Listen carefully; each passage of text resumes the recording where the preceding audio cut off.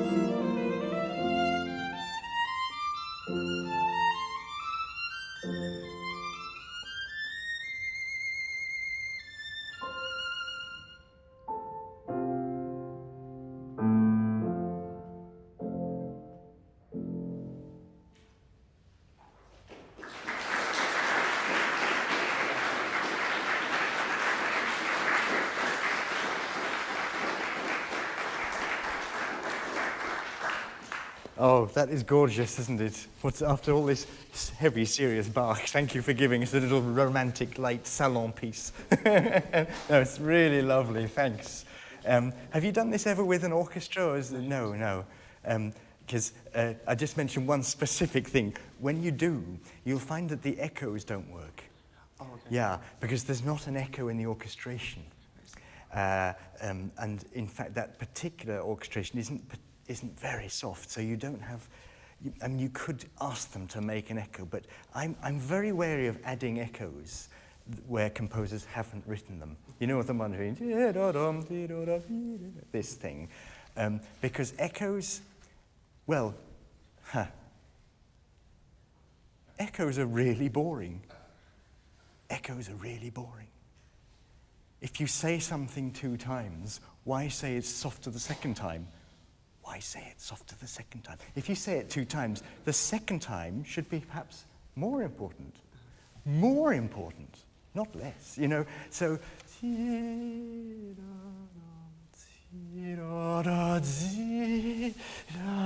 see what I mean? These places. And generally in repetition, think of it as an old rhetorical trick that we see, not every day, but we see when we hear politicians speaking. They're quite good at this. They're not good at much, but they're good at this, which is that they would never use an echo. You'd never have Obama saying, you know, we need to create more jobs, you know. It just doesn't work. As a rhetorical device, it's a disaster.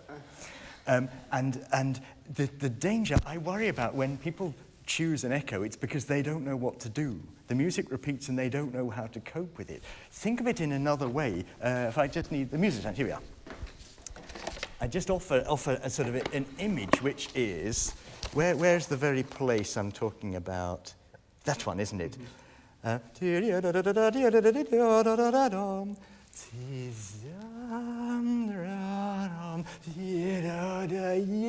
oh, that's a really good idea. Yeah. Or instead of thinking it as 2 times the same, think of it as one thing.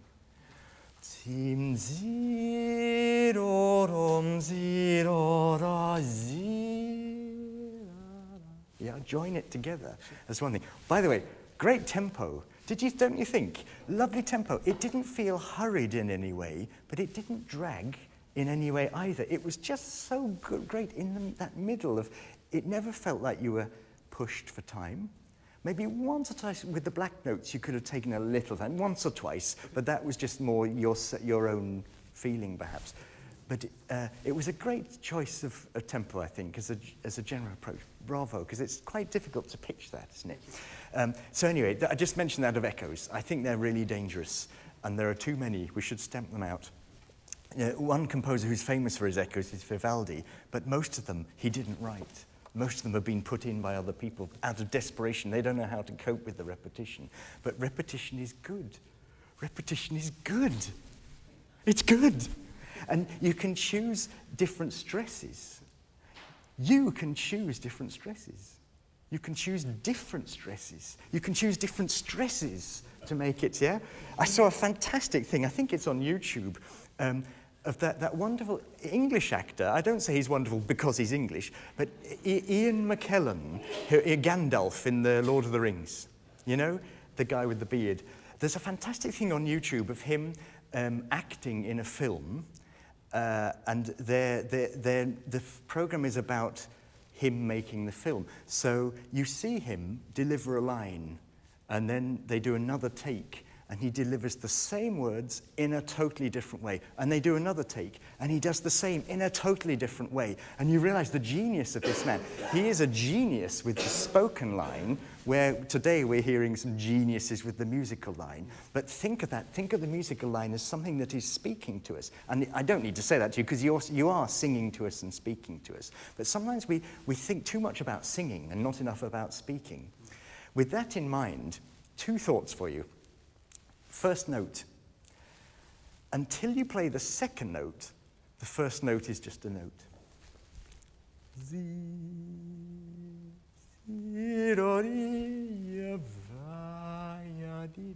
Yeah? You played the first note like it was everything. with a lot of vibrato, quite a fast, intense vibrato. But maybe the piece, we don't understand what it is you're saying yet. Maybe start simple, like a still point, which will then evolve. See, especially with this melody, which I think this is a lovely melody. Do you agree? But actually, it's lovely, but it's pretty bad.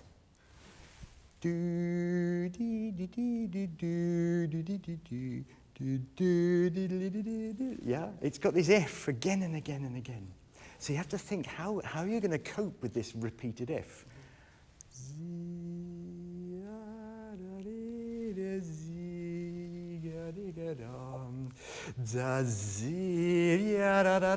This sense of phrase, I'm talking about phrasing, but more sort of sense of organic. And thinking of vibrato, that I make a huge general comment here, but you can use vibrato structurally. Just as you think of phrasing, or you might think of character of phrase, like you have the F minor, da, dee, da, da, da, ba, da, ba, da. Think of perhaps a different vibrato for that one. So let's say you've got the first melody, you've got the second melody, dum, da, da, da, da, ya, da, dee, da, dum, and then the F minor, dum, dee, da, da, dum. Think of 3 different vibratos maybe, and I'm talking different speeds and different amplitudes, different depths. And I would suggest the first, almost nothing. We're just the melody. Very sort of, I always think about vibrato is, there are many different vibratos, and I don't only mean about each person here has their own vibrato, but you have many in you. And I think we should all exploit our vibrato as much as we can. And think of it as something which is either projecting a note or an idea out, or it might be keeping it in. And sometimes it's very well worth keeping something in, particularly early in a rondo structure, because it's called Romance of Beethoven, but it's nothing to do with being romantic. A romance is simply a slow rondo form. It's a structural thing, so it's simple. So the first time, you can almost keep this lovely melody. They're going to hear it again and again, 3 times, I think, isn't it? 3rd time with lovely ornaments. Mm-hmm. But first time, just... And then the second time. And then, so think of vibrato and even practice playing one note with different vibratos. Play, the German word innig, intimate. You think of espressivo is expressing out. Mm-hmm. And the Germans have this lovely word, playing it innig, playing it inside. So play an F, innig. Then play it, or no, I know, better. Play it sotto voce. So they can hear it. And then mezzo voce. And then plena voce, piena voce, full voice. Play it in different ways. Play the F in F major. Play it in F minor. Play it in D flat. Do you see? And practice it so that you know when you are standing in front of people, you've got all these in your pocket, mm-hmm. and then you pick up the one you want. So that's one thing I would suggest. Then the other thing is, this is, I would say for all of us, a human thing. You played very well, and I really appreciated what you brought to us today. But I'm not sure the pianist knew much about it. I didn't even get your name, sorry, Jay, thank you. Because you stood exactly with your back to her. And she played very well with you, but you had 0 contact with her. And I think that's a shame, personally. I don't know if anyone else noticed that or thought that. I think when you have a colleague playing, even though this is a piece with orchestra, and Gia is representing the orchestra, I think it would be sort of polite, but also for the listener, make sense for you to position yourself so that there is a sense, and I don't even mean you have to look into one another's eyes, but a sense of physically that you can feel her and she can feel you. She was doing a great job of reading your back, but you see what I mean? It was a little antisocial. Oh, sure. Yeah? And I say that because to me, even though this is a strange situation, the piano is representing the whole orchestra. Nevertheless, even if you're with an orchestra, if you stand in front of the orchestra and play without any regard to the orchestra, they won't love you for it. This sense of involving your colleague, but also I find it helps my music making to have someone to play off. And you'll also find, because I know you know this piece really well, that you can have some fun. Like, where's that one? That one. That there's the theme again with a totally... Do you mind playing? Just play for us this. So what, this is Beethoven being a little sort of naughty, or you could say, almost dumb. And so there's a little bit of information that she can give you and you can give her about a place like that. So I always feel that, especially with auditions, that we all at some point probably end up having to do an audition where it's a very artificial situation, and the human contact with the pianist or with any colleague is so valuable. It can keep the whole thing alive in a situation which can get a bit stressful, let's face it. And this is one of the most stressful. You have lots of your colleagues here, and you have a strange guy you never met, and you've no idea what I'm going to be like. And you've got some of your professors here. This is as hard as it gets, let's face it. But Jia is here. She can help and be there with you. So I would position yourself in a way to include, and we might say, well, the piano isn't in the best place. It's true. We didn't think of that. None of us thought of it. We were so thinking about Bach before. But that you can use anything from the piano or the orchestra for your own creativity. And once or twice, the coordination wasn't so good. If I just find one, there's that one, chromatic, where letter G, do you have letters? That one, yes, where actually G.I. is the important voice, and you're sort of working your way to appear. Mm-hmm. Let's do this again. Do you mind just to go from there? And yeah, if you play in a way that you're almost over her shoulder, almost, not quite, you'll find you can fit your part much better with her. Just do that.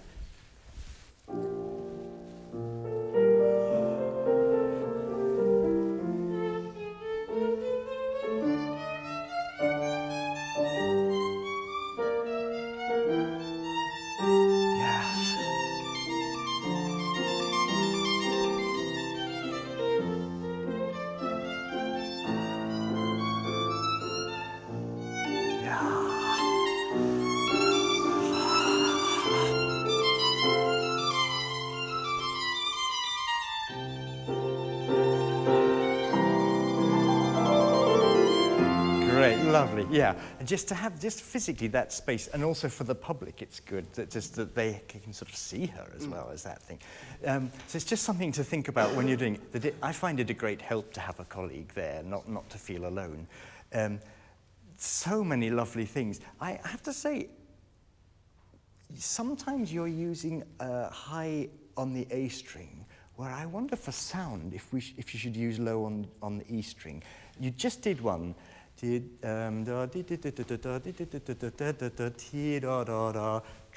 you did up there.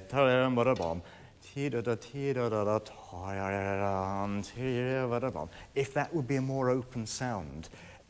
Also, once or twice, once I can think of now, we don't use many open strings nowadays. You hardly used any. And it's as if a memo went round, an email went round, please don't use open strings. It's almost like we use them until we're 11 years old, and then we stop once we've learnt to use fourth finger and shifting. But open strings can be really powerful. The one I'm thinking of,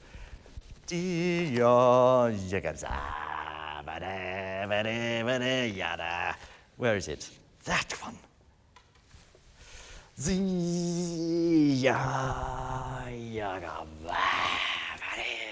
Yeah, it's a powerful thing, and it doesn't matter if it's gut or metal, it's powerful either way, you know. That choice of fingering, that generally the longer the string, the more projection you're going to have. If you think about it, if you play an F on the E string, that has an openness. Play it on the A string, it's a little more closed. Play it on the D string, it's getting a bit sort of, play it on the, it's going, yeah? So generally, the longer the string, the easier it's going to be to speak. That's a big generalization. Of course, sometimes we have to be up there for other reasons. But don't forget that the longer string, particularly in music where you need a bit of power, and you'll find when you do play this with orchestra, which I hope you get the chance, have you any possibility? That would be nice if you can. Not that I see right now. No, but one day maybe you'll find even a small orchestra seems to be making a lot of noise. There's that sense of, heavens, I need to find more. So be ready for that, that you can just open the sounds, lengthen the string, choose fingerings that lengthen the string for you, And by the way, I haven't said how many countless things I thought were absolutely, really spot on. I love this bow stroke, this sort of I don't know what we call it, martelé or because we do know that bow stroke is not a very fashionable bow stroke nowadays, but it was very fashionable at that time.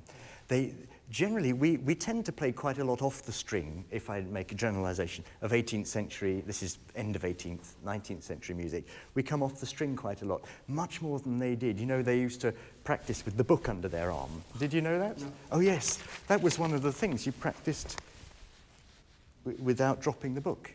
So that was I know it's hard to believe, but that's what they did.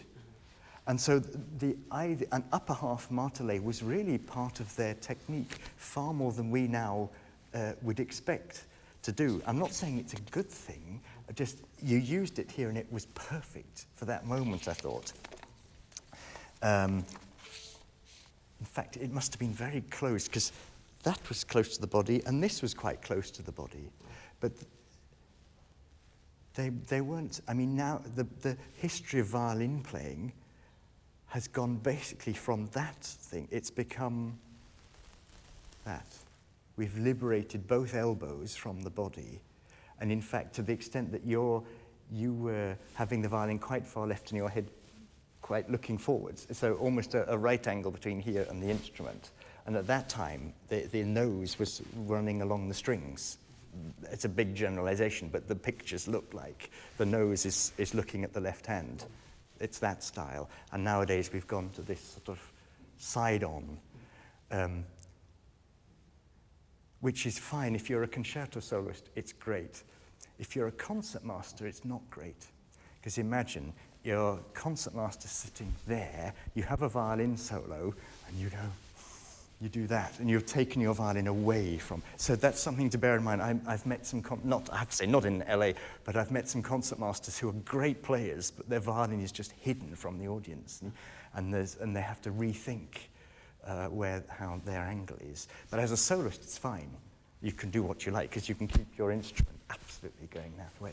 So that's just something to think about if ever you're in concertmaster situation with solos, to have to slightly maybe rethink the angle for the solo parts, things like that. Anyway, it's a detail. But I thought this was really great. Now, could we do the last part of the piece again? I'm thinking from letter F, which is bar 79. This ornamental place. I wonder if you could play it for us like it's not Beethoven composing the ornaments. He's written the melody and you have brought the ornaments. Okay. Yeah?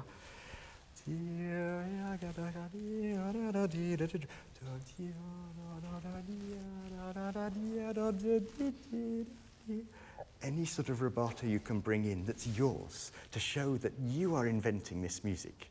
Yeah? Just at that place. Was it 79? Yeah.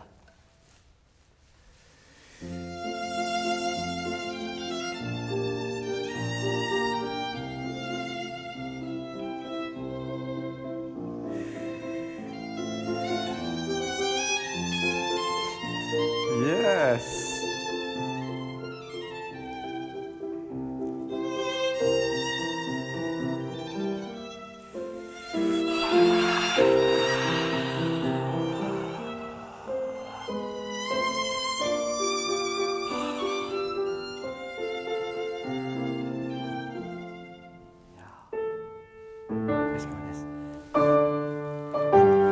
This is improvisation as well. This next phrase, yeah, this.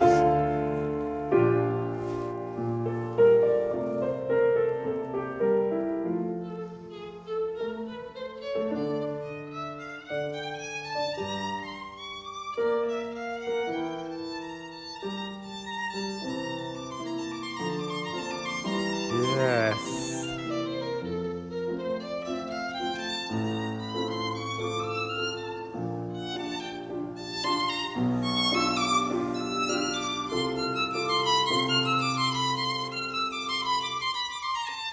Oh, great, thanks. Yeah, thank you. It's brilliant, brilliant. And when you're doing, that was wonderful. I heard, I just said to him, treat it like improvisation. And you did. But bear in mind that when you're improvising, as I am right now, it doesn't come out exactly rhythmically as you would like. And you would, you were showing us very strongly like the skeleton. And that's the one thing it's difficult to do when you improvise.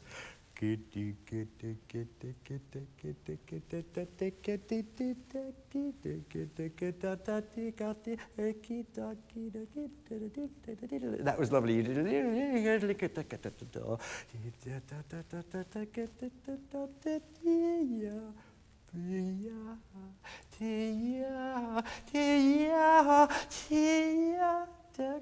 Yeah, I'm really thinking to stretch, to steal time. Rubato, bending time. Make that clock not tick. The clock will still tick because there's a very responsible pianist here who won't let you get lost. But see how far you can bend the time. Do you mind to do the same? This was lovely. This was beautiful how you did this. Try staying low on there when you do that one.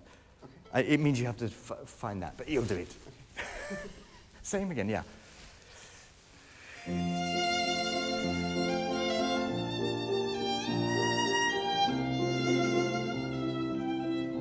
Yeah.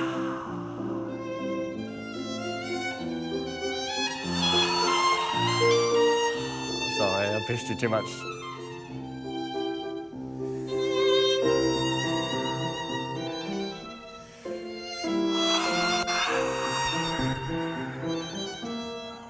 Yes.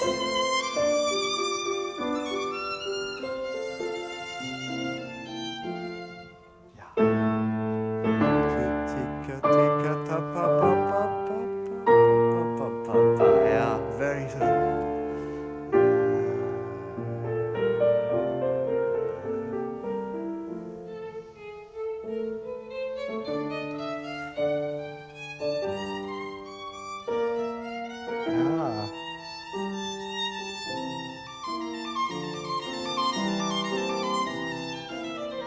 Oh, lovely.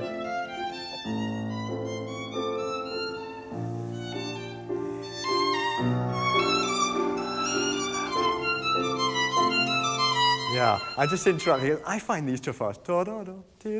As if they're too, they're not showing what genius notes they are. Yeah,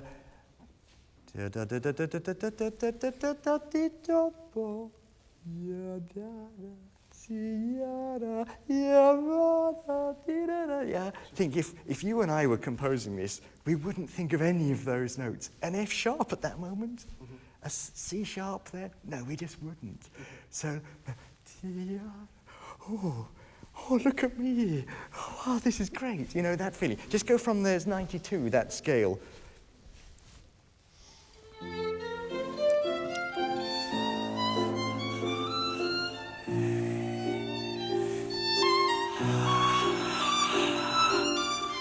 Yeah.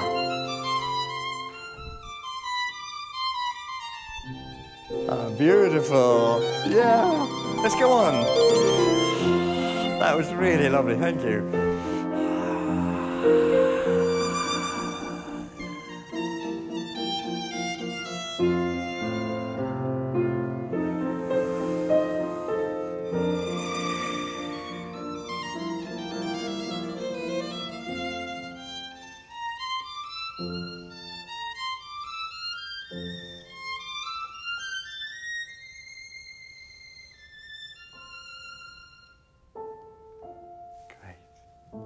Thank you. It's a difficult ending, isn't it? What a mean guy he is to put this at the end.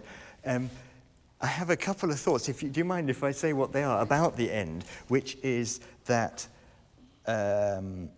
there, from 100 to the end, is just F major all the way, folks, isn't it? So the last cadence is here.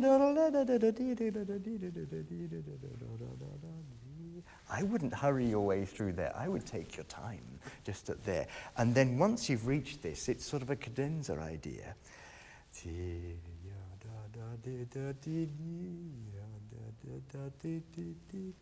But bear in mind that, I don't know if you know this, but do you know what happens at that moment? You play that. There's in the orchestra, but do you know who plays it? No, it's the woodwinds. And however skillful they are, it sounds quite loud, because it's several of them. I think it's a couple of oboes and a flute and a bassoon or something. It's quite strong. So if you're too soft, that will come out as an explosion. So,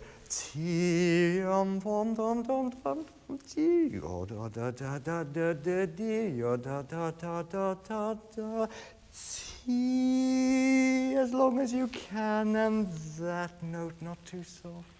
Because the piece hasn't finished. The orchestra has to do 3 or 4, and 2 or 3 of these, and answering you, as it were. Do you mind to do, if we go back to H, letter H is 96. Take your time in this. It's so lovely, this.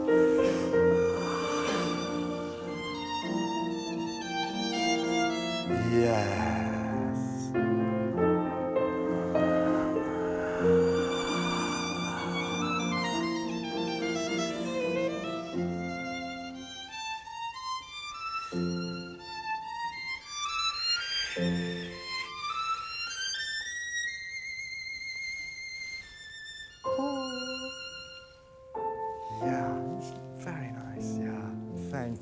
Thank you. And I still think you've got more time in there.